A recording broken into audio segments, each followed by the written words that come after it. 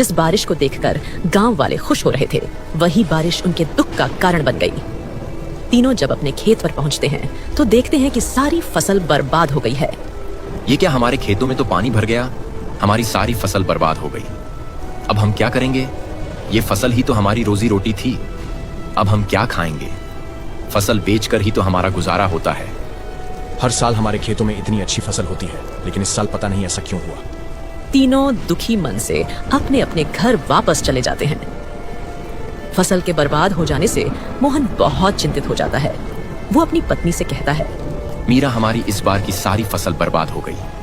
इतनी भारी तूफानी बारिश होने की वजह से नदी का बांध टूट गया और हमारे खेतों की सारी फसल बर्बाद हो गई। जिस बारिश को देखकर हम खुश हो रहे थे, वही बारिश हमारे ऊपर मुसीबत का तूफान बन के बरस पड़ी। कोई बात नहीं, अब जो होना था वो तो हो गया। हम अब इसमें क्या कर सकते हैं? जो होता है अच्छे के लिए ही होता है। मैं, रामू और श्याम, हम तीनों मिलकर कल पैसों का कुछ न कुछ इंतजाम जरूर करेंगे। बस आज ये तूफान की रात कैसे भी करके बीत जाए। जैसे तैसे वो रात बीत जाती है। अगली सुबह तूफान भी खत्म हो जाता है।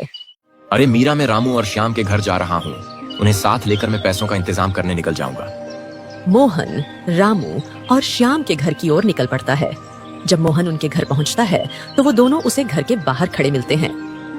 आओ मोहन आओ, हम तुम्हारा ही इंतजार कर रहे थे। मैं पैसों का इंतजाम करने जा रहा था, तो मैंने सोचा तुम लोगों का भी काफी नुकसान हो गया है, तो तुम्हें भी साथ ले चलूं। मैंने सोच लिया है, हम फिर से खेती करेंगे और नई फसल लगाएंगे।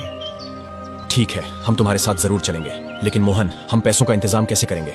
हम मदन सेठ से कुछ समय के लिए पैसे उधार ले लेते हैं। जब हमारी फसल कट जाएगी तो उसे बेचकर हम पैसे वापस दे देंगे। सही कहा, चलो हम मदन सेठ के पास चलते हैं। तीनों मदन सेठ के घर जाने के लिए निकल पड़ते हैं।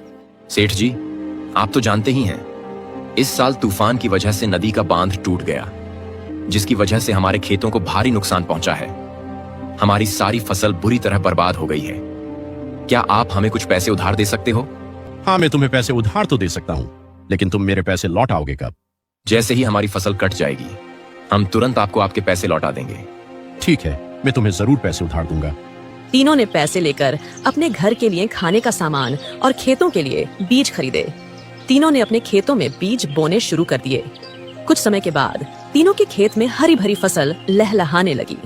अरे श्याम, रामू, देखो कितनी अच्छी फसल हुई है।